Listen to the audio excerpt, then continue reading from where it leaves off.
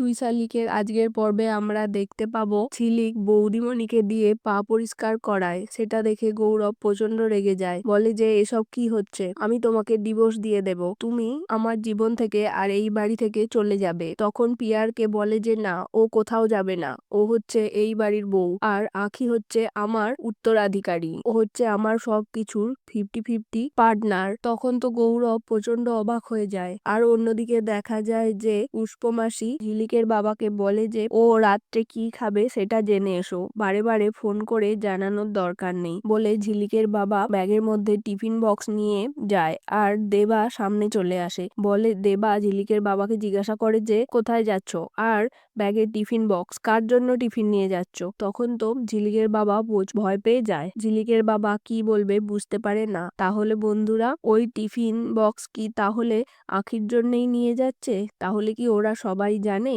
তাহলে কি ঝিলিকের মা, বাবা আর ঝিলিক জানে যে আখি কোথায় আছে? পরবর্তী আপডেট পাওয়ার জন্য আমার চ্যানেলটিকে সাবস্ক্রাইব করে আমার পাশে থাকো। ধন্যবাদ।